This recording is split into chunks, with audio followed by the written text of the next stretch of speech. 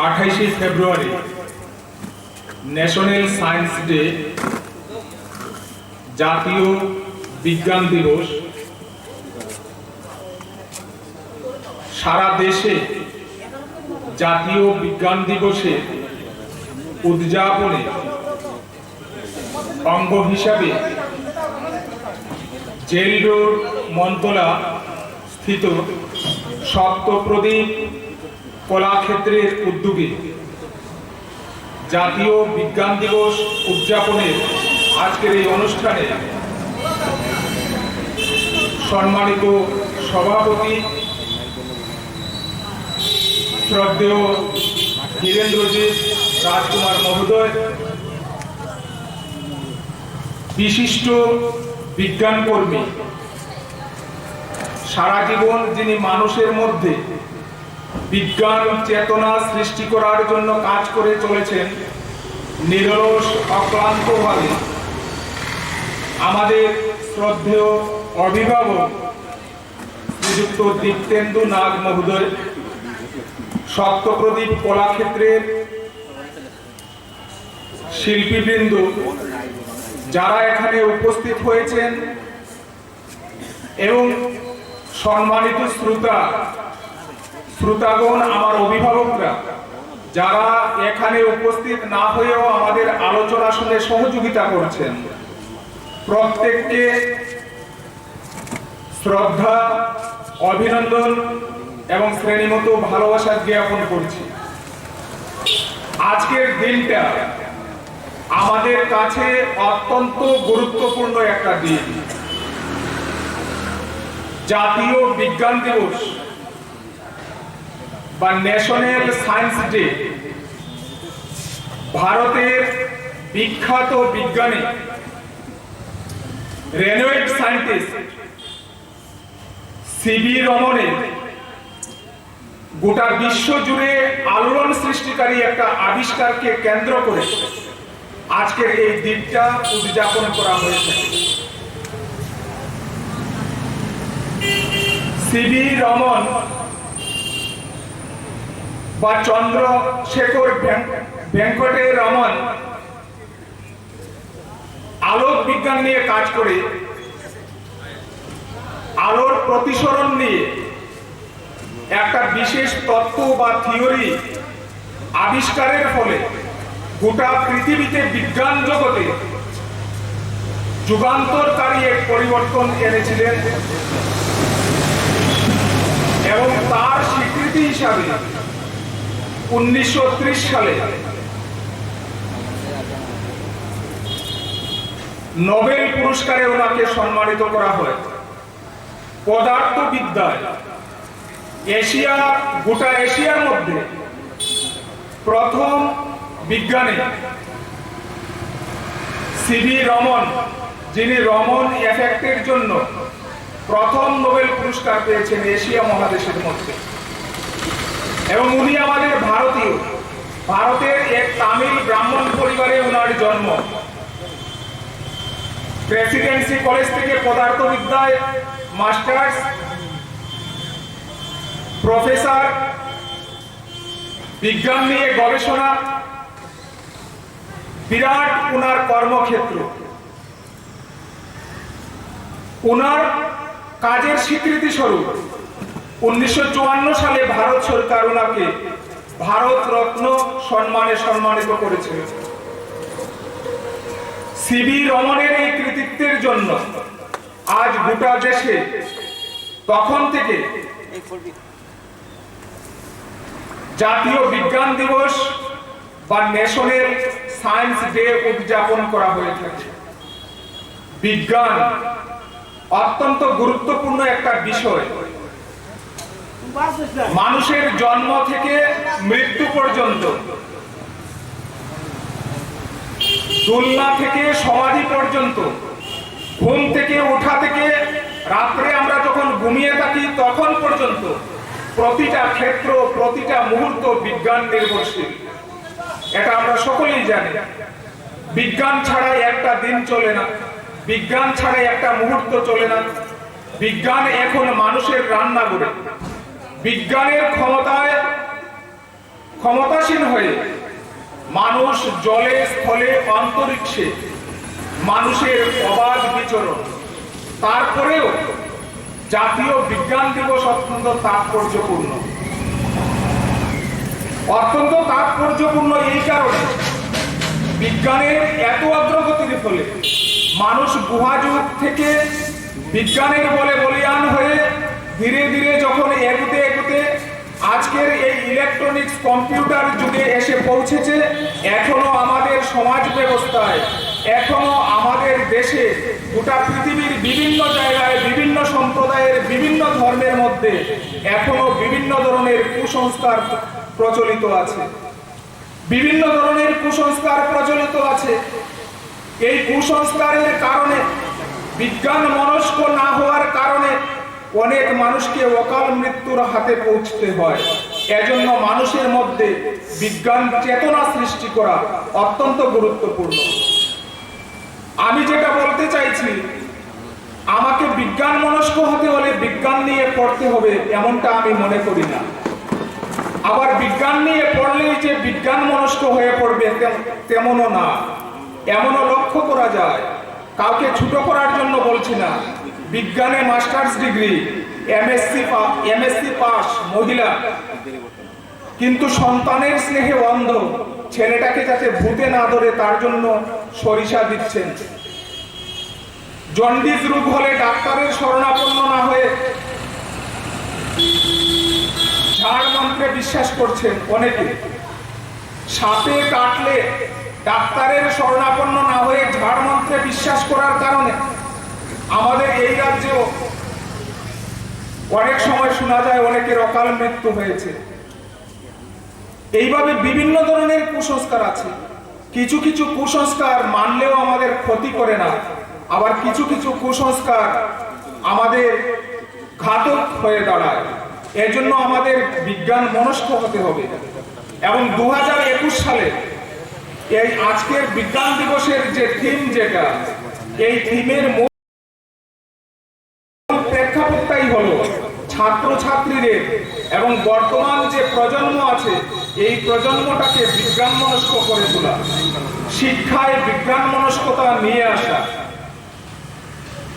এই কারণে আজকে গোটা দেশে বিভিন্ন জায়গায় বিজ্ঞান দিবস নিয়ে আলোচনা চক্র হচ্ছে, বিজ্ঞান দিবস নিয়ে আলোচনা হচ্ছে।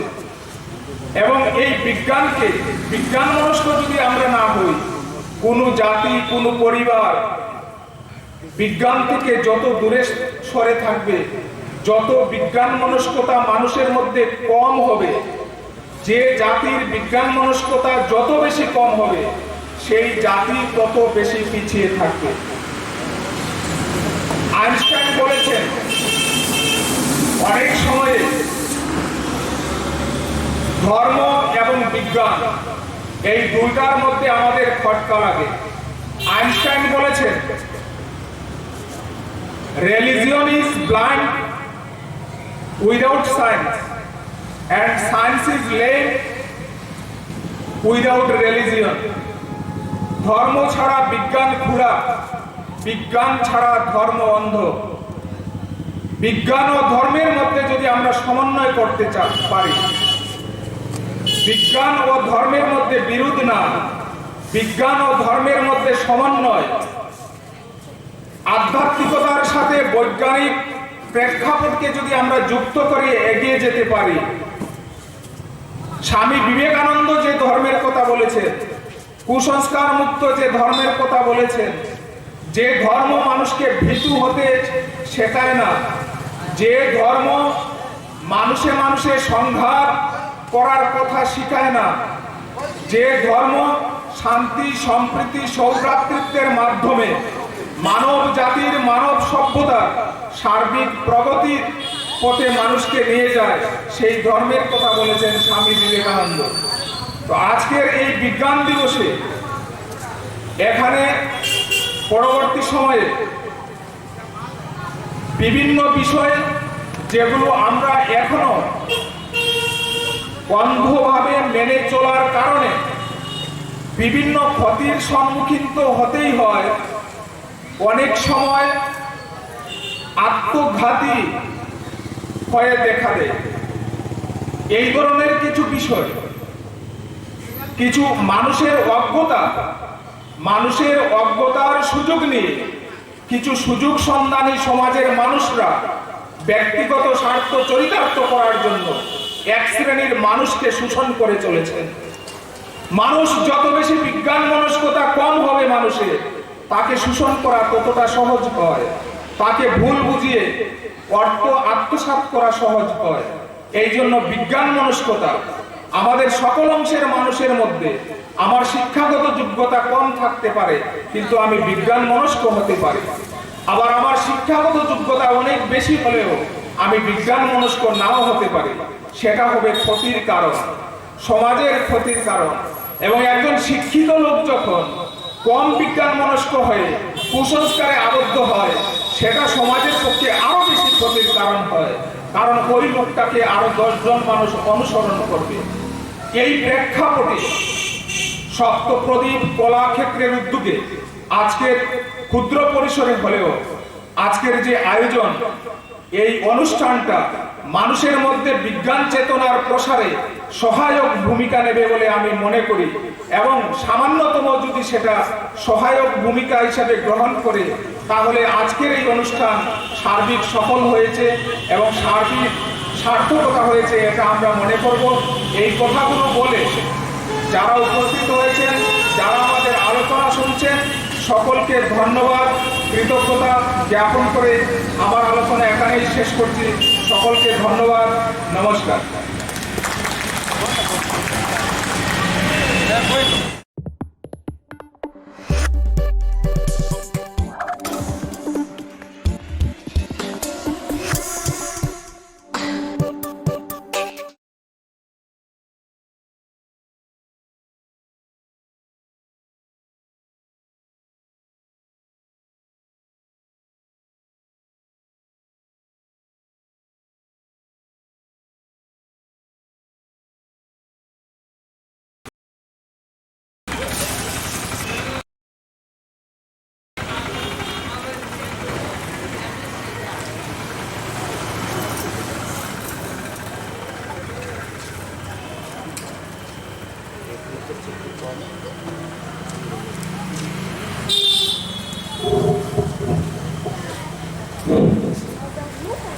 ওই চিতার মধ্যে যে কালো জিনিসটা দিয়ে তারা আলপনা দিয়েছে, যাবতীয় ঘর সেই কালো জিনিস দিয়ে একটা আলপনা এখানে আছে।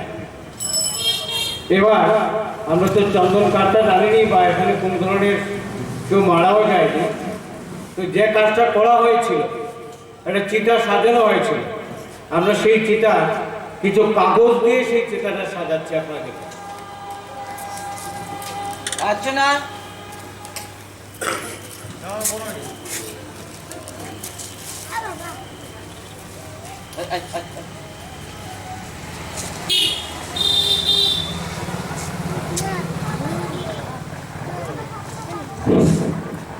এবার সেই চিতা সাজানো হয়ে গেছে।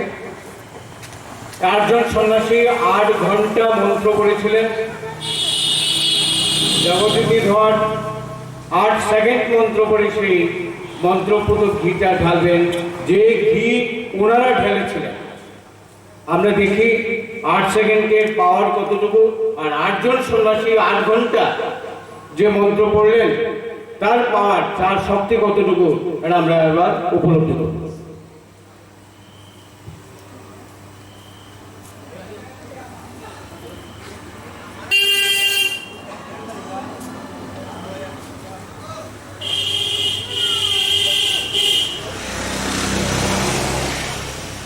এবার সেই মন্ত্রপুত ঘি ঢালা হলো চিতার মধ্যে। এখনো ভিডিও রেকর্ডিংটা আছে, সেই ভিডিও রেকর্ডিং আপনারা ইচ্ছা করে দেখতে পারেন। ভারতবর্ষের একজন বিখ্যাত রাষ্ট্রপ্রধান মারা যাওয়ার পর সদানন্দ আচার্যা, আপনারা অনেকেই নাম শুনেছেন, পত্রিকায় দেখেছেন। উনি এত বড় ভণ্ড একজন লোক, সারা ভারতবাসীকে অন্ধকার গহ্বরে নিবন্ধিত করেছিল। যে মন্ত্রের বিরাট শক্তি এবং সেই মন্ত্র শক্তি দিয়ে আগুন জ্বালানো যায়। এই বিরাট শক্তি, আগুন জ্বলবে এই মন্ত্রপুত ঘি দিয়ে। যখন এই ঘটনাটা ঘটল তখন বিজ্ঞান কর্মীরা ছুটে গেলেন, কি হয়েছে, কিভাবে করেছে, মন্ত্র দিয়ে কখনো আগুন জ্বলবে না। কাজে এই কৌশলটা কি ছিল এবার আমরা দেখব। এই বলে তারা যখন এয়ারপোর্টে গেলেন, যাবেন, চলে যাবেন সেই সন্ন্যাসীদেরকে নিয়ে, একজন বিজ্ঞান কর্মী সুকৌশলে তাদের যে ঝোলনাটা ছিল, ব্যাগটা ছিল, সেই ব্যাগটাকে ধাক্কা মেরে ফেলে দিয়েছে সুকৌশলে। তারপর তার মধ্যে যে জিনিসগুলো পাওয়া গেল তাতে বোঝা গেল ওনারা কি কৌশল করেছিল। আমরা দেখছি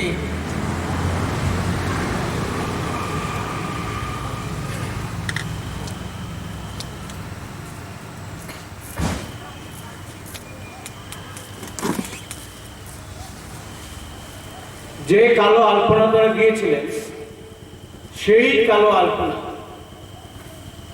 তারপর চন্দন কাঠের চিতা সাজানো।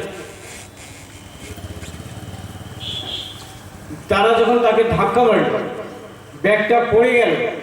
এবার সুকৌশলে সেই ব্যাগ থেকে কিছু জিনিস বেরিয়ে আসে এবং সেই জিনিসগুলা বিজ্ঞান কর্মীরা আবিষ্কার করলেন যে কত দুষ্ট চক্র এই কাজটা করেছে। তা আমরা দেখব এই চিতায় মন্ত্রপুত ঘি থেকে আগুন ধরে কি না। এতক্ষণ আমাদের সঙ্গে প্রণয়নাথ আপনাদেরকে বললেন যে বিজ্ঞান মনস্ক হওয়া প্রয়োজন এবং বিজ্ঞান মনস্ক যদি আমরা না হই তাহলে অনেক ক্ষতি আছে। প্রতি মুহূর্তে আমাদের হুচট খেতে হয়। আমরা আমাদের শ্রমটাকে নষ্ট করে দিচ্ছি। এই শ্রমটা একটা গাছ রোপণ করলে সে ফল দেবে। সবাই মিলে একটা হাতালি দিতে পারে নাকি? এই মন্ত্রপুত ঘি থেকে আগুন কি জ্বলেছে না জ্বলল কিনা? তাহলে এই সদানন্দ আচার্যের নেতৃত্বে যে লোকগুলো ভারতবর্ষের রাষ্ট্রপ্রধান, তার চিতাতে এই ঘটনাটা ঘটালো, কত বড় ক্ষতিকারক জিনিস। মানুষকে বিভ্রান্ত করার জন্য এই ঘটনাটা। আমরা তাই বিজ্ঞান মনস্ক হব। আমরা সব ঘটনা যা ঘটছে অলৌকিক তাকে বিশ্লেষণ করব, বের করব। কাজে আরো ডেমনস্ট্রেশন প্রোগ্রাম আমাদের আছে। আমরা একটা দেখলাম, আরো দেখব। তো এবারে আলোচনা অনুষ্ঠানের মাঝামাঝি আমি সুমেধা ঘোষ একটি কবিতা আবৃত্তি করি। আশা করি এই কবিতাটা যদি খুব মনোযোগ দিয়ে শুনেন আপনারা, তার মধ্যে অনেক কিছু পেয়ে যান। সুমেধা ঘোষ।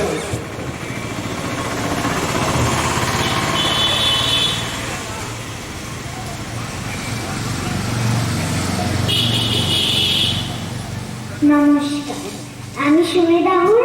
আমি আপনাদের সামনে একটি কবিতা পরিবেশন করব। জাতীয় বিজ্ঞান দিবস, লেখা জিতেন্দ্রনাথ মহাশয়। আমাদের চেতনা ভারতের গৌরব, মহান বিজ্ঞানী তুমি শ্রী ভি রমন, পদার্থবিদ্যার অনন্য গবেষক। ভারতের বুকে প্রথম নোবেল জয়ী তুমি, তোমায় করি প্রণাম। 1928 সালে 28 ফেব্রুয়ারি রামান আবিষ্কারের ঘোষণা। 1930 সালে জয় করলে ফিজিক্সের নোবেল। 1954 সালে একমাত্র বিজ্ঞানী পেলে ভারতরত্ন। 1957 সালে আন্তর্জাতিক লেনিন পুরস্কার। দিল্লির বিশ্ববিদ্যালয় দিল ডিএসসির ডিগ্রি। মহীশূরের মহারাজা উপাধি দেন রাজ্যসভা ভূষণ। গ্লাসগোর এলএনডি, সরবর্ণের ডিএসসি, মার্কিনের ফ্রেঙ্কলিন, আরো কত কি সম্মানে ভূষিত তুমি। রাওয়াল পরিঘটনা আবিষ্কারের দিনে জন্ম হলো জাতীয় বিজ্ঞান দিবস। সেই ভাবনা নিয়ে 1987 সাল থেকে পালিত হচ্ছে এই দিন। সমুদ্রের জল নীল কেন? আলো আর রঙের গবেষণায় জয় করলে শ্রেষ্ঠত্বের শিরোপা। তোমার চেতনা আমাদের পাথেয়, তোমায় প্রণাম, নমস্কার।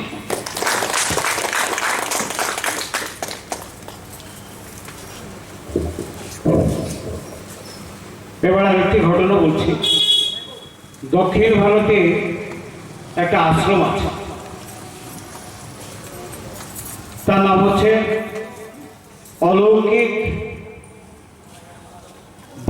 অলৌকিকভাবে ভাগ্য নির্ধারণ মন্দির। সেই মন্দিরে একটা কলসি রয়েছে। সেই কলসি সবসময় যে যাবে, যদি তার ভাগ্য ভালো থাকে জলটা পেয়ে যায়, যদি ভাগ্য ভালো না থাকে জল পাবে না। এখান থেকেও ধর্মনগর থেকে অনেকে গেছেন সে অলৌকিক পাত্রের জল ওনার ভাগ্য ভালো কিনা এটা পরীক্ষা করার জন্য। তো সাগররা এ ধরনের অনুষ্ঠানটি দেখাচ্ছে যে যে কৌশলটা তার মধ্যে ছিল, সেই কৌশলটা কিভাবে ভাগ্য ভালো থাকলে জল পাওয়া যায় সেই বিষয়টা সে আপনাদের সামনে উপস্থাপন করবে। স্বাগত।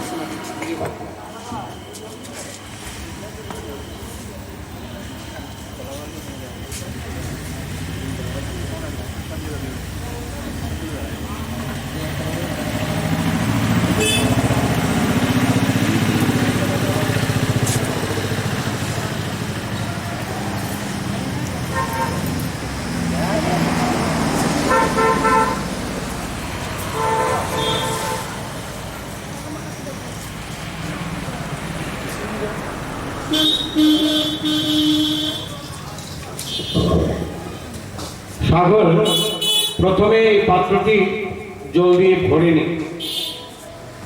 এবার আগে জল ছিল কি ছিল না, ভাগ্য ভালো না থাকলে জল একদম পাওয়া যাবে না নাকি?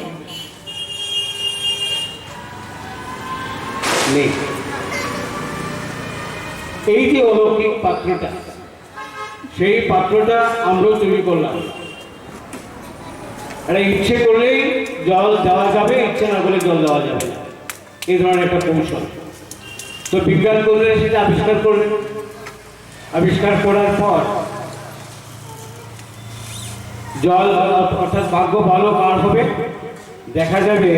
ভাগ্য ভালো বলতে চেহারা দেখলে, পোশাক আশাক দেখলে বোঝা যায় সে টাকার দিক থেকে কতটুকু গরম আছে। তো টাকা যদি বেশি থাকে তার ভাগ্যটা একটু ভালো করে দেওয়া যায়, যেন এই আশ্রমের মহাপুরুষকে কিছু পাইয়ে টাইয়ে দেয়। এই অলৌকিক মন্দিরে বিজ্ঞান কর্মীরা গেছে, ওটা বের করেছে। কাজেই এটা অলৌকিক কোনো বিষয় নয়, তার মধ্যে একটা বিজ্ঞান রয়েছে। এটা আমরা পড়ে আপনাদের কাছে দিচ্ছি। এবার আমরা দেখি, বিশেষ করে আপনারা ওকে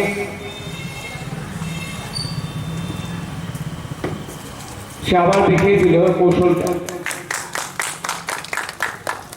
তো আমরা দেখি আগরতলাতে বাজারঘাটে একটা আশ্রম আছে। সেই আশ্রমে যিনি সাধু যে কোনো রোগ টুগ হলে উনি ভালো করে দিতে পারেন। বলা হয় তাকে কেউ কিছু খাইয়ে দিয়েছে সেটা উনি নষ্ট করে দেবেন এবং একটা প্রমাণ দিয়ে দেবেন কলা পড়ার মধ্য দিয়ে। তা আমি সঞ্জয়কে বলবো, সঞ্জয় হোক কলা পড়ার কৌশলটা তুমি একটু দেখিয়ে দাও। আমাদের কাছে 4টি কলা আছে, যেগুলো 4 জন আছে, যেগুলো 4 জন।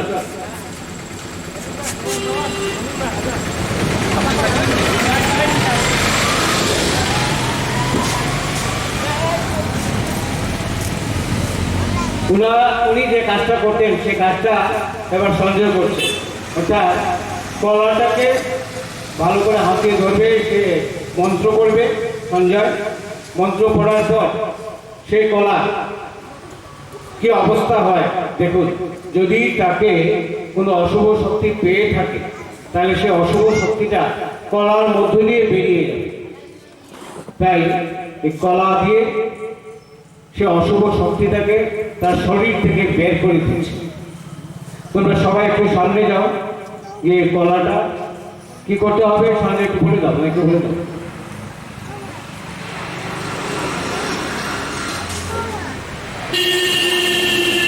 বলে দাও, বলে দাও, বলো একটু বলে দাও।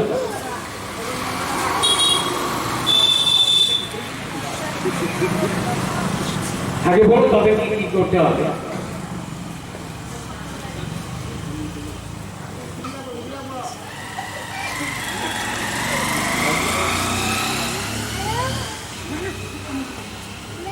সবাই হাত দিয়ে ভালো করে, 2 হাত দিয়ে ভালো করে ধরো কলাটাকে। এবার মহাপুরুষ যিনি তিনি একটু মন্ত্র পড়বেন গোপনে। তোমাদের সবাইকে তো শেখালে অসুবিধে, ওনার ব্যবসাটা হবে না, কাজে গোপনে উনি একটু মন্ত্র পড়বেন। সে মন্ত্র পড়ার পর বলবেন কলাটাকে একবার খোসাটা ছাড়িয়ে। এবার কলার ভেতরের অবস্থাটা কি তোমরা দেখো, দেখাও, সবাইকে দেখাও। বলো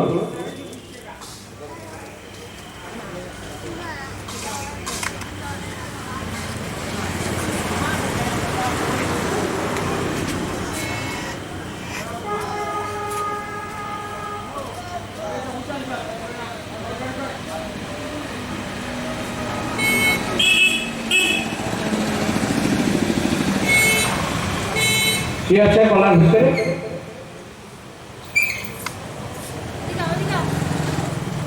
তোমরা কেউ এসে দেখো, বিদায় একটু দেখে দেখো কলার ভিতরটা কেমন আছে। কলার ভিতরটা বাতাসার মতো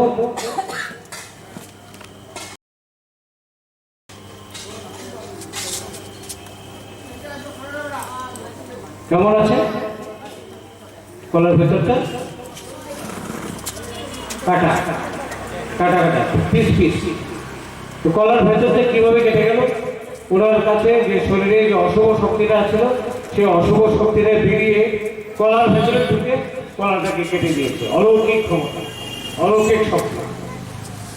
ঠিক আছে, তো আমরা এটা দেখলাম। আমরা আরো কিছু প্রোগ্রাম আছে, আমরা দেখব। তো এবারে ডিম পড়া, এটা বলা হয়, অনেক সময় বলা হয় বশীকরণ করা হয়, তাকে কিছু খাইয়ে দেওয়া হয় এবং সেগুলো পেটের মধ্যে গিয়ে সে অসুস্থ হয়ে পড়ে। এই বশীকরণ কর্মসূচিটা কি, কিভাবে সেটা ক্ষতি করে, এই বিষয়গুলো আমরা দেখব ডিম পড়ার মধ্য দিয়ে। ডিম পড়া দিয়ে থাকেন অনেকে, আমরা সেই ডিম পড়ার মধ্য দিয়ে থেকে দেখব। তো বন্ধন বন্ধন তুমি ডিম পড়াটা দেখিয়ে দাও।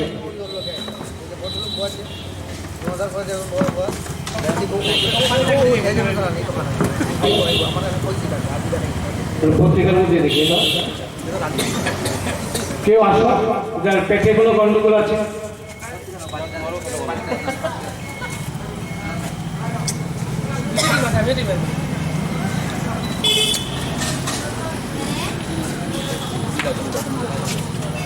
একটা পত্রিকার উপরে ফেলে দিলে হবে, ওটার উপরে একটা পত্রিকা রেখে দাও।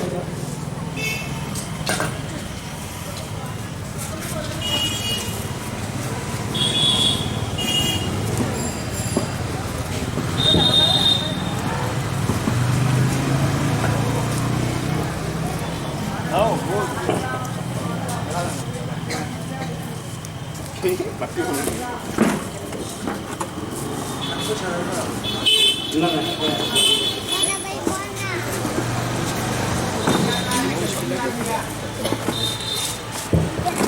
Nah, usa muy poco de tierra.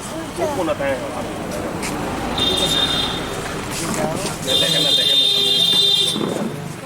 Sama jauh. Diam. এদিকে গিয়া ও এদিকে এদিকে ঘটনাটা হচ্ছে যেভাবে ডিম পোড়াটা দেওয়া হচ্ছে, এটা বলা হচ্ছে বশীকরণ করার জন্য তাকে কিছু খাইয়ে দেওয়া হয়। তারপর সে বশীভূত হয়ে যায় এবং বশীভূত হওয়ার পর সমস্ত শরীর অসুস্থ, পেটের প্রবলেম, ঠিকমতো খাওয়া দাওয়া করতে পারে না, তো তখন উনি ডিম পোড়া দেন। তো একটা ডিম তাকে বলা হয় এটা তুমি ধরে তোমার পেটের মধ্যে একটু ধরে রেখে দাও, তো পেটের মধ্যে কিছু থাকলে সেটা বেরিয়ে আসে।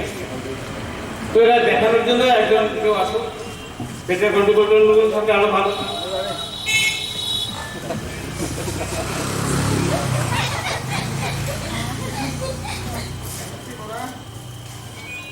একটা ডিমটা ধরে পেটের মধ্যে ধরে রেখে দেবে।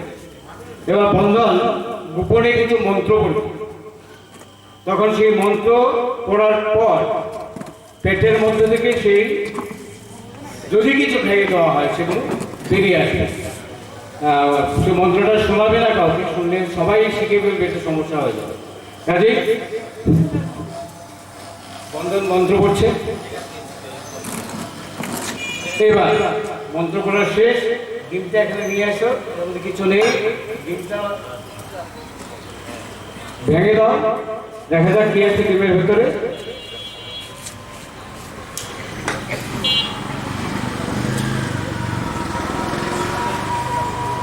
কিছু আছে এটার মধ্যে? ছিল কি কিছু? সবাইকে একটু দেখিয়ে দাও। এ হচ্ছে ডিম পোড়ার বিষয়। ডিম পোড়া দিয়ে পেট থেকে বের করে নিয়ে আসে, এটা একটা অলৌকিক ঘটনা। ঠিক আছে, তো এই ধরনের কিছু বিষয় রয়েছে। আমরা কোনো ঘটনাকে অলৌকিক ভাবে মেনে নেব না, আরো কিছু বিষয় রয়ে গেছে। তো একসঙ্গে সবগুলো অনুষ্ঠান আমরা করবো না, এই ফাঁকে আমরা একটি গান শুনবো।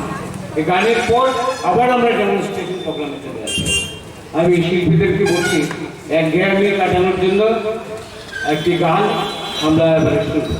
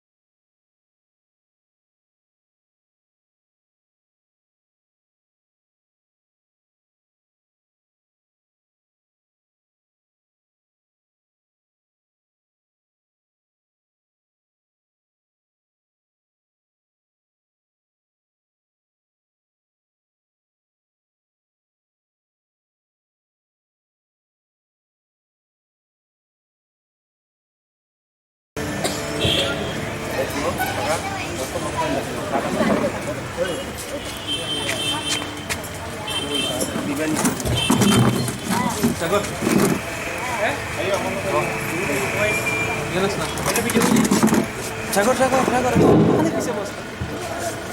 বিজ্ঞান দিবসে বিজ্ঞান ভাবনা এই বিষয়টাকে নিয়ে এই গানখানি রচিত হয়েছে এবং খুব সহজভাবেই সেই গান সুর আমরা সবাই বলবো। এই গানের মধ্যে যে আবেদনটুকু রয়েছে সেই আবেদনটুকু যদি আপনারা সবাই গ্রহণ করেন তাহলে আমাদের এই অনুষ্ঠান সার্থক।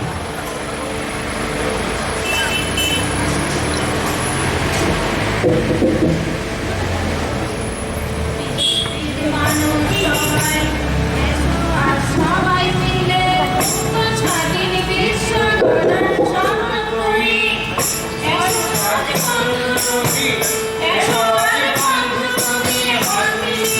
সমাজ করি, পরিবেশ মুক্ত করি, পরিবেশ মুক্ত করি। মানুষ সবাই সবাই মিলে স্বাধীন বিশ্ব গড়ার সমান করি।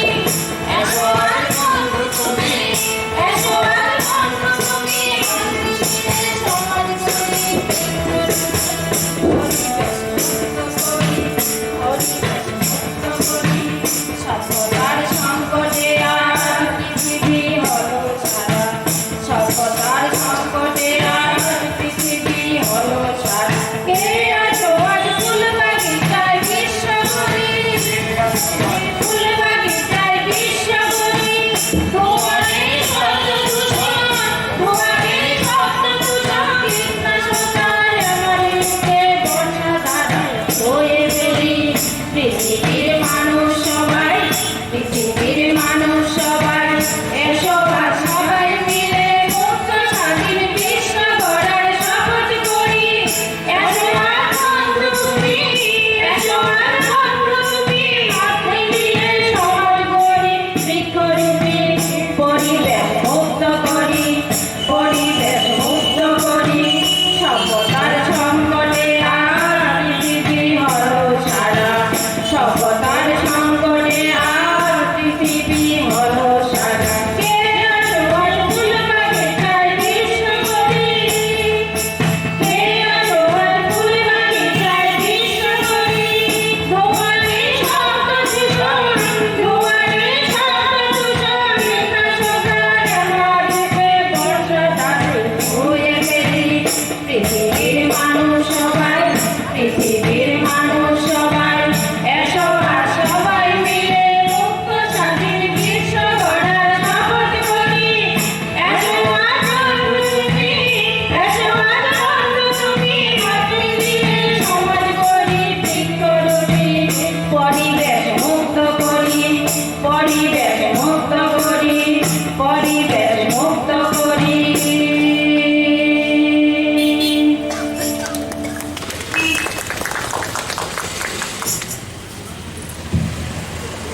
আমরা এবারে দেখব একটি গুরুত্বপূর্ণ বিষয়, সেটা হচ্ছে জন্ডিস।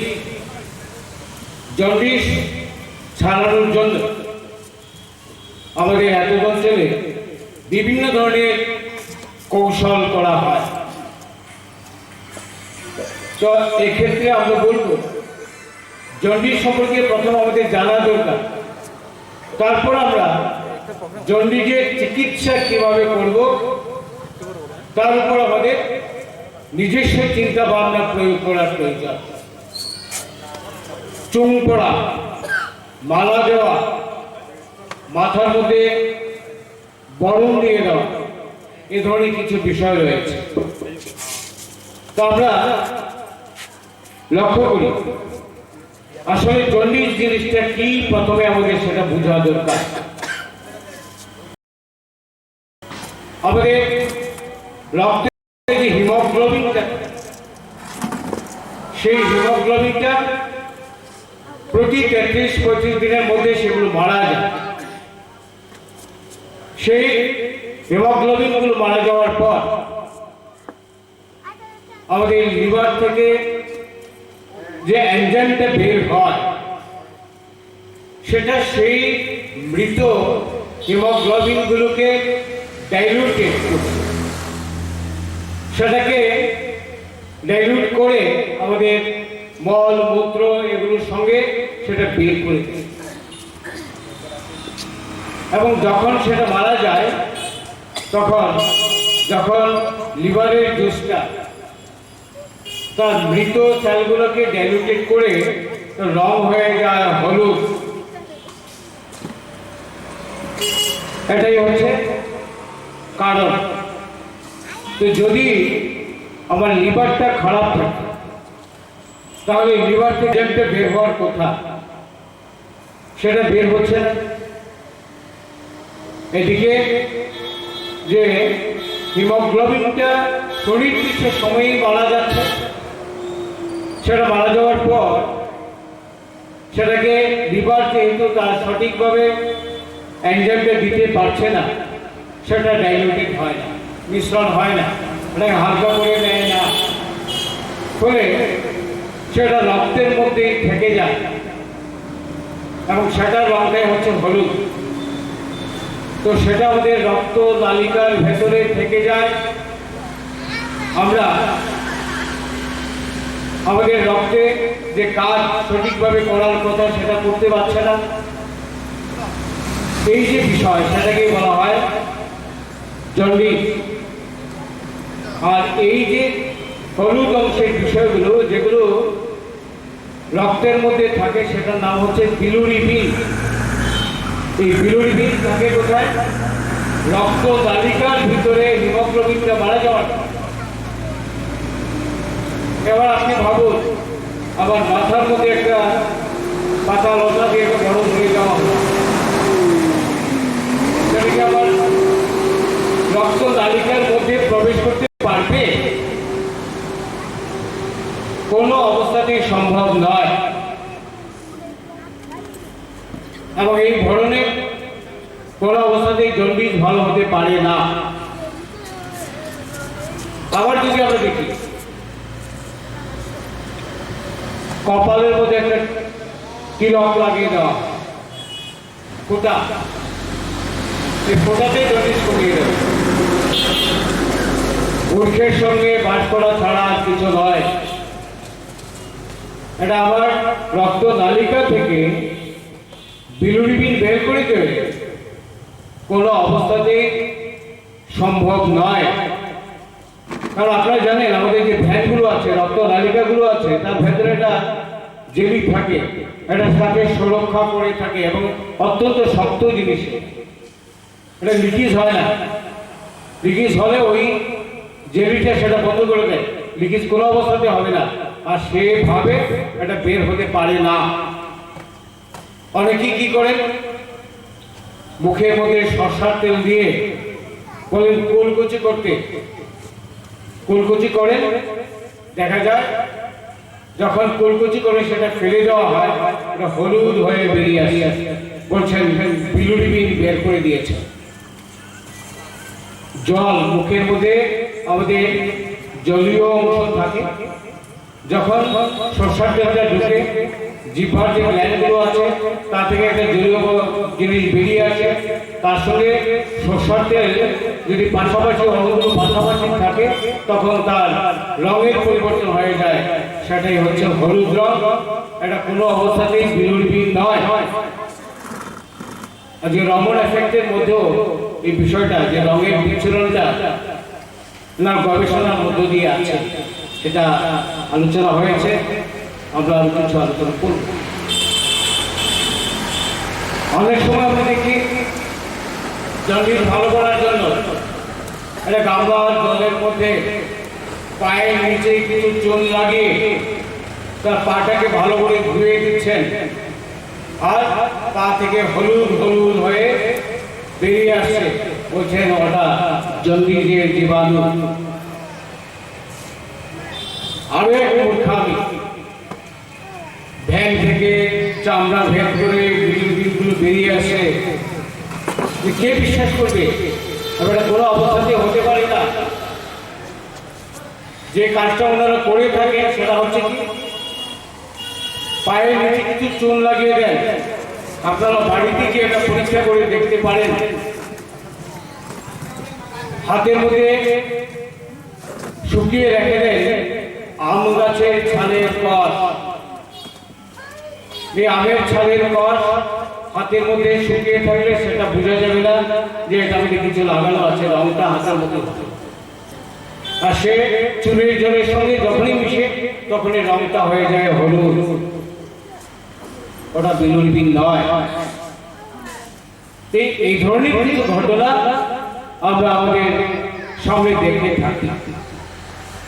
আর একটা গোষ্ঠী কি আছে, কানের মধ্যে একটা জড়িবুটি এগুলো ঢুকে তার কানের উপরে একটা চুং বসিয়ে দেন, কাগজের চুং। আমরা আমাদের হাতে যে চোখটা আছে ধরনের চোখ বসে তার মাথায় আগুন ধরিয়ে দেওয়া হলো।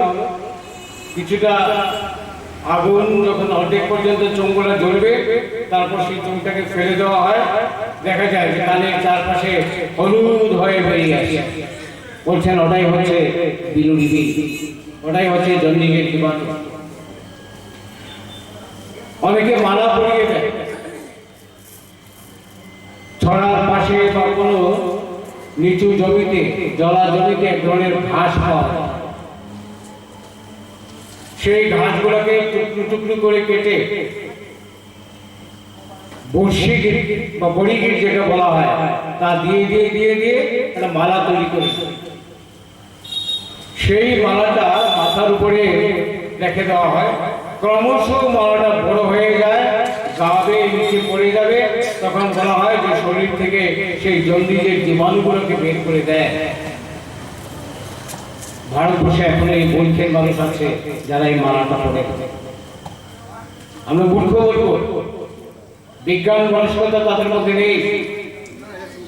আমি বলবো যারা এই কাজটা করেন আপনারা একটা কলসি নেবেন, কলসিটাকে খুব তাড়াতাড়ি দেখতে গেলে রোদ্রে রেখে দেবেন, আর সেই কলসিটাকে উপর করে রেখে তার মাথার মধ্যে মালাটা বসিয়ে দিন। কিছুক্ষণ পরে দেখবেন কলসির গাবে মালাটা বড় হয়ে নিচে পড়ে গেছে। তখন কি বলবেন যে কলসিটার জন্ডিস হয়েছে? যে মালাটা তৈরি করা হয় তার যে গাছগুলো দেওয়া হয় তার মধ্যে হচ্ছে বহুফল। এটা সময়ের ব্যাপার, অথবা আমরা করিয়ে আপনাদেরকে দেখে দিতে পারি। যদি কারোর ইচ্ছে থাকে সেটা আমাদের কাছে চলে আসুন, আমরা শিখিয়ে দেবো। বিভিন্ন জায়গাতে যখন আমরা প্রোগ্রাম করি, অনুষ্ঠান করি, যারা এই ধরনের জন্ডিসের মালাটা দেন তারা পালিয়ে যায়, কারণ আশপাশের লোকরা তাদেরকে চেপে ধরে। কাজে এ ধরনের ফাঁদে যেন আমরা না পড়ি, বিজ্ঞান মনস্কতার মধ্যে দিয়ে আমরা যেন চলি। আমরা দেখেছি বিভিন্ন জায়গায় মনসায় ধরেছে, কালিয়ে ধরেছে, এই ধরনের ঘটনা কিছু ঘটে থাকে। তা আমরা যখনই ঘটনাগুলো শুনি আমরা সেখানে চলে যাই, সেখানে মনসাও পালিয়ে যায়, মা কালীও পালিয়ে যায় আমাদের। এই কিছুদিন আগেও বড়ুয়াকান্দি এলাকায় এক সাধু বাবা এসে বলছেন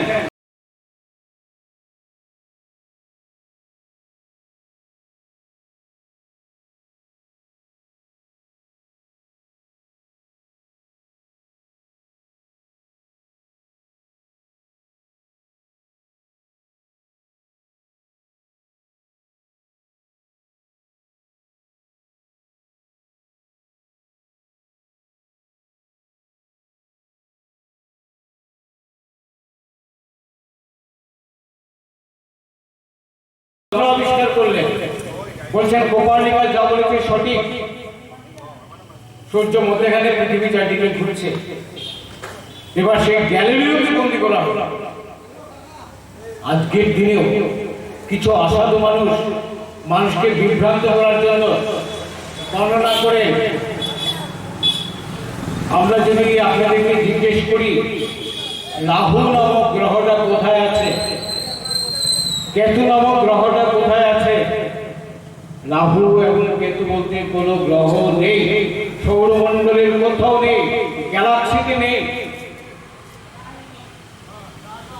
রাহু এবং কেতু হচ্ছে অর্থাৎ সূর্যের চারিদিকে পৃথিবী ঘুরছে আর পৃথিবীর চারিদিকে চাঁদ ঘুরছে, দুটো রাস্তা দুটো জায়গাতে মিলন হয়েছে, উপরের যে জায়গায় রাস্তাটার মিলন হয়েছে তার নাম হয়েছে রাহু।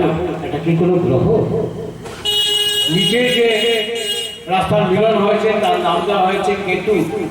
এটা কি গ্রহ? কাজে রাহু কেতু বলতে কোনো গ্রহ নেই। সূর্যকে কি আপনারা গ্রহ বলবেন? তাদের গণনায় সূর্যটাও গ্রহ, পৃথিবীটাও গ্রহ, এমনকি চাঁদটাকে বলছেন গ্রহ। এটা অপবিজ্ঞান, মানুষকে বিভ্রান্ত করার জন্য এই জ্যোতিষী ব্যবস্থাপনা। তারা পয়সা রোজগার করছেন, মানুষকে ঠকিয়ে তার মনটাকে দুর্বল করে দিয়ে তারপর বলছে তোমার মঙ্গলটা খারাপ, তার জন্য তোমাকে পাথর ধারণ করতে হবে। আমি স্ত্রীকে বলছি না, একটাই উদাহরণ দিচ্ছি। মঙ্গলটা কি? খালি চোখে যদি আমরা আকাশের দিকে তাকাই তাহলে লাল রঙের একটা জ্যোতিষ্ক দেখতে পাবো, লাল, হালকা লাল, আর কোনো জ্যোতিষ্কের রং লাল নয়। তাই তারা গ্রিকরা তাদের যে দেবতা, যুদ্ধের দেবতা ছিলেন মার্স, মার্সের নামে তার নাম রেখে দিলেন মার্স। অর্থাৎ জীবদ্দশায় যখনই মঙ্গলটা আসবে তখন কি হবে? যুদ্ধের দেবতা তো রক্তপাত হবে, অ্যাক্সিডেন্ট হবে, এই ধরনের করছে। এবার মঙ্গলে মানুষ গেল, কি পেল? মঙ্গলের মাটিটাই লাল, অর্থাৎ আয়রন যুক্ত মাটি। টিউবওয়েল থেকে জলটা যখন বেরিয়ে আসে তখন পরিষ্কার স্বচ্ছ জল, যখন তার মধ্যে সূর্য আলোকটা প্রবেশ করে তখন সেটা অক্সাইড হয়ে যায়, লাল। মঙ্গলের মাটিতেই লাল, অর্থাৎ red oxide, ferric oxide, ferrous oxide. এবং বলছেন যে মঙ্গল গ্রহণের জন্য তোমাকে পাথর দিতে হবে। যে যতগুলো পাথরের কথা বলছেন, ক্যালসাইট, অ্যামেথিস্ট, পোকরাজ বা এইসব যা আছে, আমি চ্যালেঞ্জ দিয়ে বলবো যদি কেউ বলতে পারেন একটা পাথর, পাথরের মধ্যে যে কেমিক্যাল গুলো থাকার কথা এই সব কোনো জিনিস এর মধ্যে নেই। যারা এই ব্যবসাটা করছেন তারা ঠিক জানেন যে এগুলো পাথর নয়। আবার মানুষকে বিভ্রান্ত করে বলছেন যে পাথর লাগালে তুমি ঠিক হয়ে যাবে। প্রবাল, গাছের ফুল সমুদ্রের নিচে, সমুদ্রের লবণাক্ত জলের সঙ্গে মিশে তার কেমিক্যাল রিয়াকশন হয়ে প্রবালের জন্য প্রবাল থেকে পাথর। অদ্ভুত। আর আমাদের মধ্যে কিছু লোক এগুলোকে বিশ্বাস করছে, পাথর ধারণ করছে। আমরা সেই জায়গায় বিজ্ঞান কর্মীরা চ্যালেঞ্জ দিয়ে বলছি যদি কেউ বলতে পারেন একটা পাথর। বাজারে রাস্তাঘাটে গেলে আমরা দেখতে পাই অষ্টধাতু আংটি ব্যবহার করছেন, বিক্রি করছেন। 8টা ধাতুর নাম আমরা বলতে পারি যারা আমরা সেই আংটিটা কিনি। কারণ এই 8টা ধাতুর মধ্যে একটা ধাতু হচ্ছে লিকুইড ফর্ম, তার নাম হচ্ছে মার্কারি বা পারদ। এই মার্কারি কোনো অবস্থাতে কোনো ধাতুর সঙ্গে মিশে না। আর তারা বলছেন এটা অষ্টধাতুর আংটি, যদি কেউ চ্যালেঞ্জ করেন 1000 টাকা পুরস্কার। আপনারা নিন 1000 টাকা পুরস্কার, তাকে চ্যালেঞ্জ করুন। যদি সেই চ্যালেঞ্জে কোনো সমস্যা হয় আমাকে বলবেন, আমি মার্কারি একটা লিকুইড ধাতু, একমাত্র লিকুইড ধাতু। কাজে অষ্টধাতু বলতে কোনো জিনিস নেই, আংটি নেই। এই অবস্থার মধ্যে আমাদের সমাজটা বাস করছে। আমরা ভালোবাসি। চৈতন্য মহাপ্রভু কীর্তন আবিষ্কার করেছিলেন। কীর্তন আমরা ভালোবাসি। কীর্তনের সঙ্গে আমাদের পানি ভাষার সম্পর্ক, আমাদের জৈবিক ক্রিয়া তার সঙ্গে যুক্ত থাকে। কিন্তু লেবুটাকে যদি বেশি চটকানো যায় তেতো হয়ে যায়। চৈতন্য মহাপ্রভুর নামে কোনো কীর্তন হয় না, কৃষ্ণ আর নামের নামে কীর্তন হয়। আমি সমালোচনা এখানে করছি না, কিন্তু আমাদের বিজ্ঞান ভিত্তিক চিন্তা করতে হবে। একটা মানুষ যখন দিনের পর দিন একটা সময় আছে, ছোট্ট একটা সময়ের মধ্যে আমরা একটা বিনোদন করতে পারি, কিন্তু শিশুদেরকে কি শিক্ষা দিচ্ছে এটা দিকে আমাদের চিন্তা ভাবনা করা উচিত। কারণ এই চৈতন্য মহাপ্রভুর মৃত্যুটা কিন্তু দুঃখজনক। তাকে ঢিল দিয়ে দিয়ে মেরে ফেলা হয়, আর ওই গোষ্ঠীটাই আমাদের কাছে চলে আসছে। কাজে বিজ্ঞান ভিত্তিক বিশ্লেষণটা আমাদের খুব জরুরি। শিশুদেরকে শিক্ষা দেওয়ার ক্ষেত্রে বিজ্ঞান ভিত্তিক বিশ্লেষণে শিশু শিক্ষার ব্যবস্থাপনা আমাদের করা উচিত। চন্দ্রশেখর ভেঙ্কটেশ রামনকে আমরা দেখেছিলাম, একজন মেধাবী। অক্সফোর্ড ইউনিভার্সিটি যখন জন্ম হল তখন বিভিন্ন দেশের বিজ্ঞান কর্মীরা সেখানে জমায়েত হল।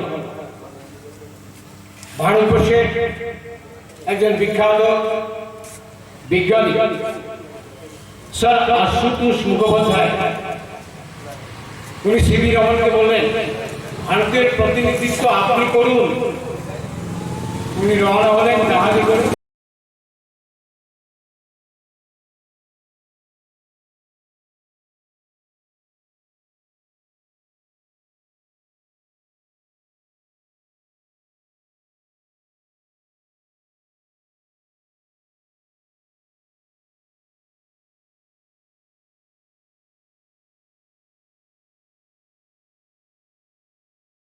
দাবিদার সাক্ষরতা আন্দোলনে বয়স্ক শিক্ষা এবং সেই বয়স্ক শিক্ষা যে পরিকল্পনা, যে পাঠ্যপুস্তক, সেগুলো আমরা তৈরি করেছি এবং আমার উপরে বেশি দায়িত্ব।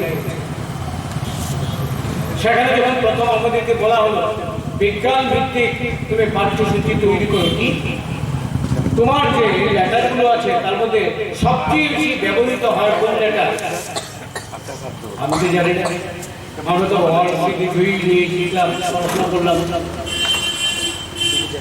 এবার 5 দিন সময় লাগলো আমার একটা পরিকল্পনা তৈরি করতে, লেটারগুলোকে সাজানো, কোন লেটারটা আমরা সবচেয়ে, কোন অক্ষরটা সবচেয়ে বেশি ব্যবহার।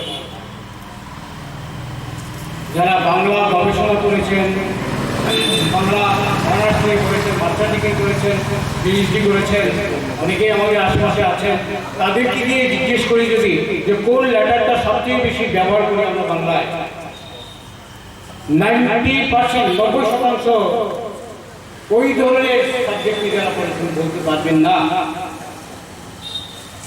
এত অভিজ্ঞান, কারণ আমরা ছোটবেলায় কি করেছি, ভয়ে অজগরটি আসতে পেরে, আমটি আমি খাবো পেরে, ইঁদুর ছাড়া ভয়ে পড়ে, ঈগল পাখি পাছে ধরে, সবাই আমরা জানি। তো তার মধ্যে যে অপবিজ্ঞানটা আছে, বিজ্ঞান নেই, বিজ্ঞানহীন অবস্থায় আমাদেরকে শেখানো হয়। অজগরটি আসছে পেরে, অজগরকে, অজগর তো আমার ইকোলজিক্যাল আইটেম, আমি অজগরকে ভয় পাচ্ছি। প্রথম একটা ছোট্ট শিশু প্রথম অক্ষরটা শিখছে ভয়। কেন আমরা বই দিয়ে তাকে শেখাবো? আমটি আমি খাবো পরে ইন্ডিভিজুয়ালি যাও, আমি খাবো পেরে কেন?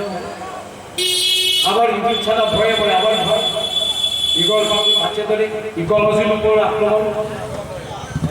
তো নিউ এডুকেশন পলিসি তৈরি হয়েছে, রাইট টু এডুকেশন অ্যাক্ট তৈরি হয়েছে, সেখানেও বলা হচ্ছে আর্টিফিশিয়াল টেকনোলজি অ্যাপ্রোচিং হোক। 2015 সালে 15ই জুলাই জার্মানির বুল শহরে একটি আন্তর্জাতিক সম্মেলন, সেই সম্মেলনে বলা হলো এই বছর আন্তর্জাতিক যুব প্রশিক্ষণ বর্ষ হিসাবে ঘোষিত হোক। প্রতি বছর 15 জুলাই জন্য আমরা হিসাব নিকাশ করতে পারি যে বিগত 1 বছরে আমরা যুবকদেরকে স্কিল ডেভেলপমেন্টের জন্য কি করেছি। ফলাফল বলা হলো ভারতবর্ষ সেই অংশীদারি দেশ 2015 সাল, লাভের মধ্যে লাভ হয়েছে, আমাদের কিছু লাভ হয়েছে, আমার ব্যক্তিগতভাবে লাভ হয়েছে, কিন্তু বাকি কারোর কোনো লাভ হয়নি। কি লাভ হয়েছে? আমি কিন্তু ওই যে স্কিল ডেভেলপমেন্টের মধ্যে আমি প্রবেশ করেছি তা নয়। ভারতবর্ষের পরিকল্পনা কি হওয়া উচিত, যুবদের স্কিল ডেভেলপমেন্টের কি কি পটেনশিয়ালিটির উপর করা উচিত, তা নিয়ে রেডিও ভাষণ, এবং সেই রেডিও ভাষণ দেওয়ার জন্য আমাকে ইনভাইট করা হয়েছে।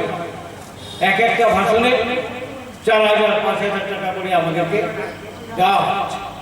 এটাই আমার লাভ। আমি প্রায় 30,000 টাকা শুধু এই সাবজেক্টের উপর বক্তৃতা করে পেয়েছি আকাশবাণী। আর কোনো লাভ, আর কোনো লাভ। এখন পর্যন্ত কতজন যুবক জানেন যুব প্রশিক্ষণ দিবস, skill development, youth skill development day কবে? যদি কুইজ করা যায় কজন তার উত্তর দিতে পারবে? আমি তো এগুলো নিতে বাধ্য।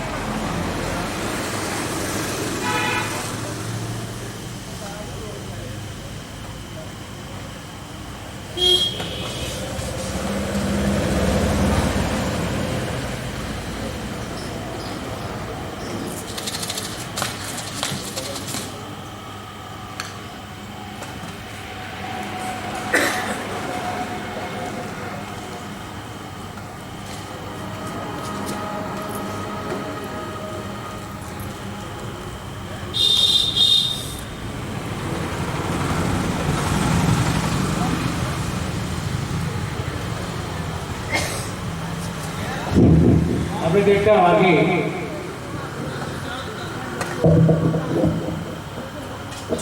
এত বেশি ক্ষমতা ছিল মানুষের, তারা আগুন খেতে পারতে, আবার মুখ দিয়ে আগুন বের করতে পারতে। এ ধরনের কিছু ঘটনা রয়েছে। একমাত্র ডাইনোসরস তার মুখের মধ্যে এক ধরনের গ্যাসের জন্ম হলো এবং প্রয়োজনে তাগিদেই হলো। ডাইনোসরাসের ডিম এত বেশি তাপ প্রয়োজন হয় এটা ডিম থেকে বাচ্চা হওয়ার জন্য, তার জন্য সেই ডিম পাড়ার পর ডিমের মধ্যে মুখ থেকে আগুন বের করে তার মধ্যে তাপ, প্রকৃতির কারণ। এই কারণগুলো যার দরকার নেই, তার পরবর্তী সময় সেই ডাইনোসরাসই অবলুপ্ত হয়ে গেছে, প্রকৃতি থেকে ছেড়ে দিয়েছে। তো যাই হোক, তার বিজ্ঞান ভিত্তিক বলবো।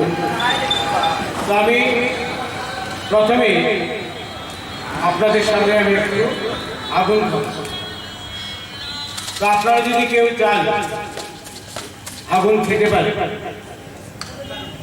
তারা বলেছিল যে যদি কেউ আগুন খায়, এই আগুনের যেমন ঘটনা সারাদিনের পিছনে আসলে কেউ খাবেন আমার সঙ্গে আগুন? আমি খাচ্ছি। ওকে, ওয়েলকাম।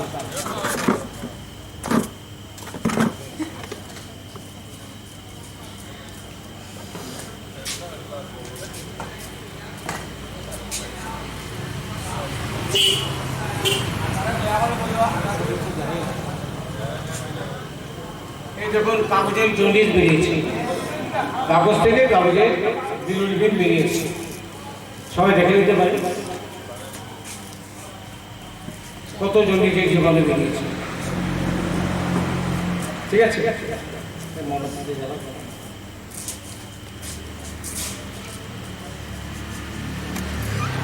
এবার আগুন খাওয়া। আগুন খেলে শুদ্ধ হয়ে যাবে। আমি নিজেকে শুদ্ধ করে দেবো।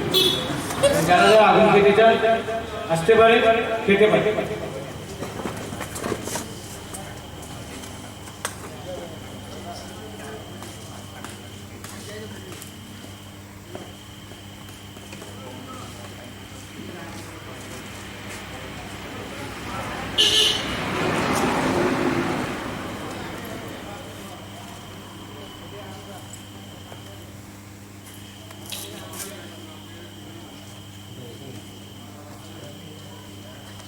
খাবেন কেউ?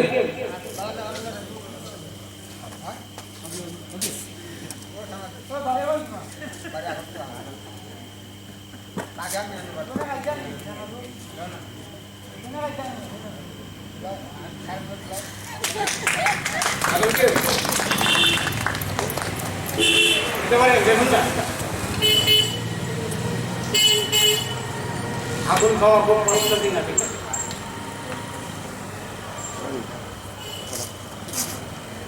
যাই হোক, খাও না, কি আছে?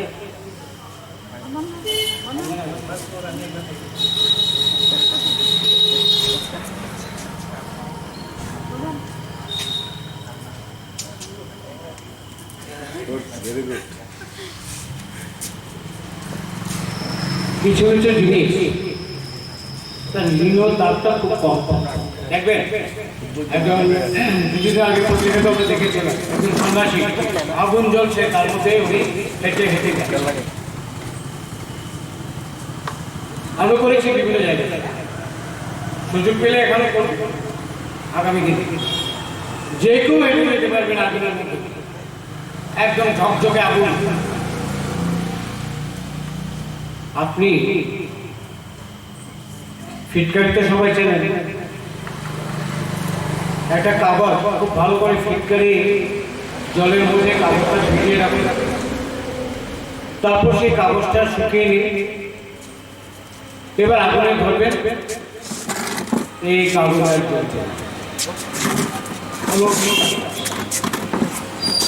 ফিটকারি একমাত্র জিনিস যে আগুন জ্বলে।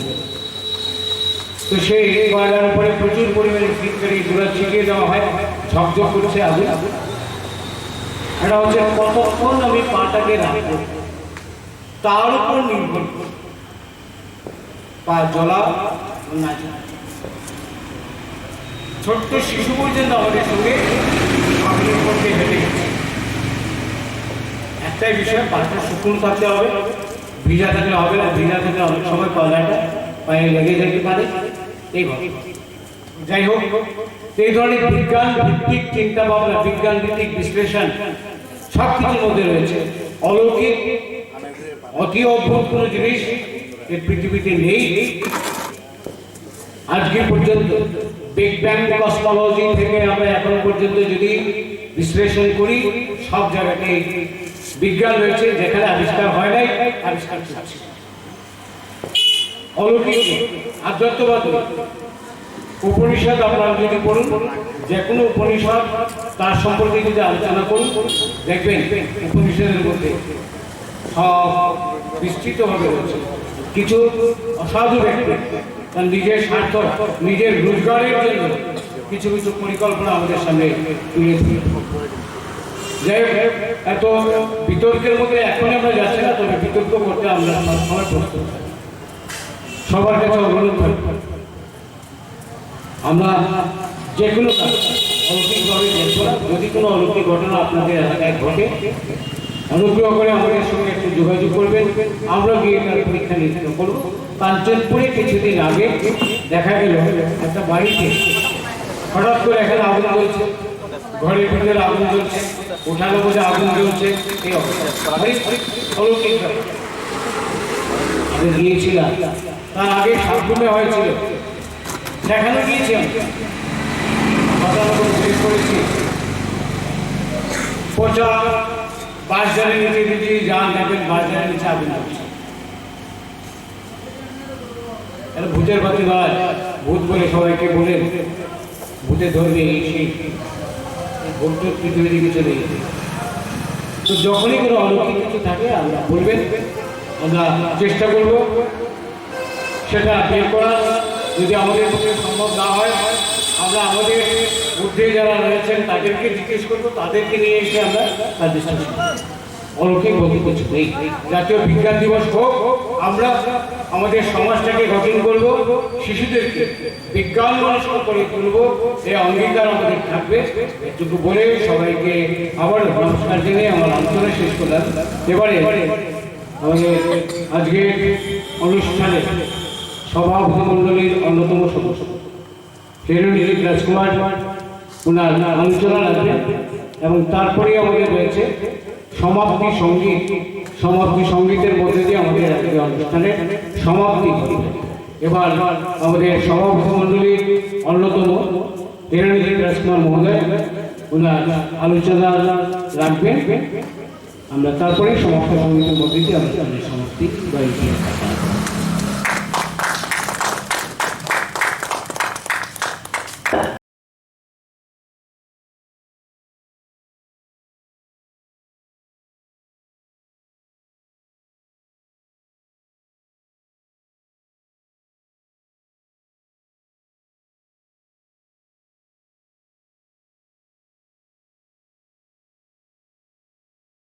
আজকে আপনার সেন্টার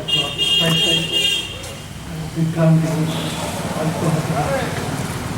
এতে উপস্থিত প্রেসিডিয়াম এবং বিভিন্ন দিক থেকে আগত আবার বৃদ্ধ বনিতা সবাইকে ভালোবাসা, শুভেচ্ছা, অভিনন্দন জ্ঞাপন করছি। বিজ্ঞানের অবধি আমি আংশিকভাবে 3 দিক নিয়ে আলোচনা করতে চাই। বিজ্ঞান উন্নয়ন, মানব জাতির উন্নতির অগ্রগতি হচ্ছে।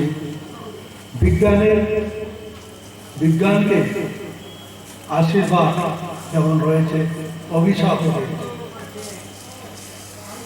সাধারণত বিজ্ঞান মানুষের মঙ্গলের জন্য, ভালোর জন্য যে আবিষ্কার করে এটা সবার আশীর্বাদ। আর যে দিক নিয়ে মানুষের অমঙ্গলের, মানুষের ধ্বংসের রিসার্চ এটা হচ্ছে অভিশাপ। মহাকাশের মধ্যে গ্রহ নক্ষত্র বহু পরিমাণে অগণিত সংখ্যায় রয়েছে, সেগুলি আবিষ্কার হয়েছে, আরো বাকি থাকে গেছে।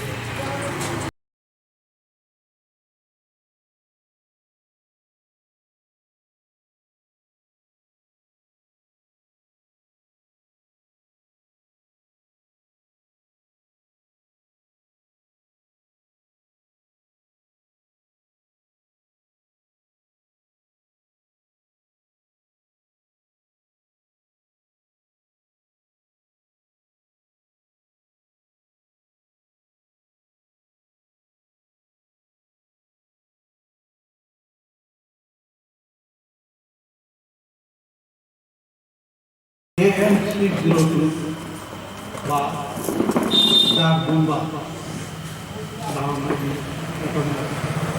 25 টন ওজনের বোমা, ওটা আমেরিকা যে ছিল ফ্যাটম্যান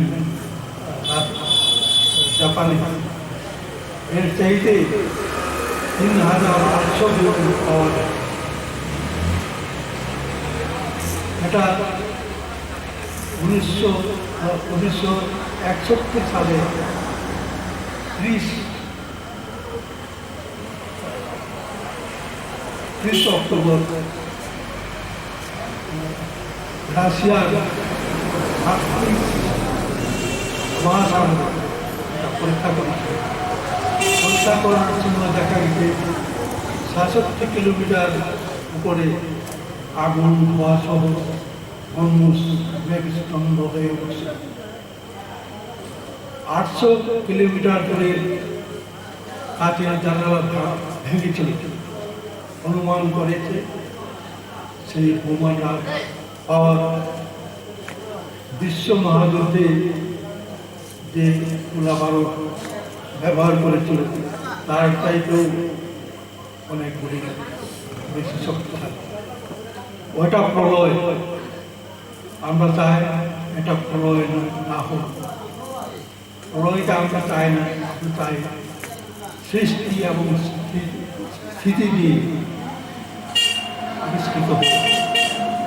মানুষ, অগণিত মানুষ দৈনিক তার শিশুর জন্যে, ছেলে মেয়েদের জন্যে, নিজের পরিবার জন্যে ১০০ থেকে ১৫০ টাকা খরচ করতে পারে না।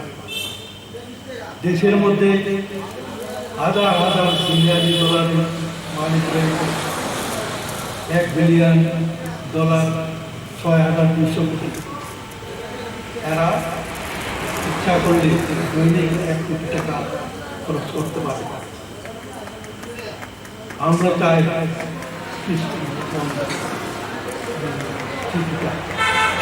মানুষ যাতে বিনা নির্বিঘ্নে, মানুষ যাতে কষ্ট না পেয়ে সারাদিন জীবন কাটিয়ে দিতে পারে, এই দিকে বিজ্ঞান সৃষ্টি হোক, এই ধারণা বিজ্ঞানের কাছে রেখে, অনুরোধ রেখে আমার বক্তব্য শেষ।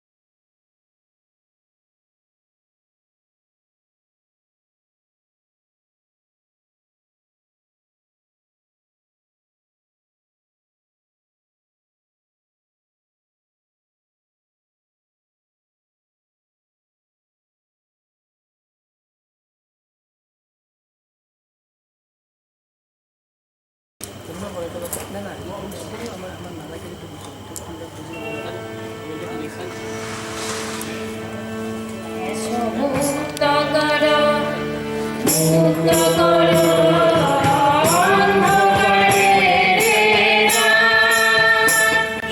মুক্ত করো, মুক্ত করো অন্ধকারের রাত। এসো শিল্পী, এসো বিশ্বকর্ম, এসো স্রষ্টা। এসো শিল্পী, এসো বিশ্বকর্ম, এসো স্রষ্টা। সর্বরূপময় স্রষ্টা। ছিন্ন করো, ছিন্ন করো বন্ধনীতে অন্ধকার। এসো মুক্ত করো, মুক্ত করো অন্ধকারের রাত। মুক্ত করো, মুক্ত করো অন্ধকারের রাত। দিকে দিকে জেগেছে শৃঙ্খল, দুর্গত করিতে রাখায় বল। দিকে দিকে জেগেছে শৃঙ্খল, দুর্গত করিতে রাখায় বল। শুভ বনে যাই তোমারে সমান করি উপকার। শুভ বনে যাই তোমারে সমান করি উপকার। মুক্ত করো হে প্রাণ। এসো মুক্ত করো, মুক্ত করো অন্ধকারের রাত। মুক্ত করো, মুক্ত করো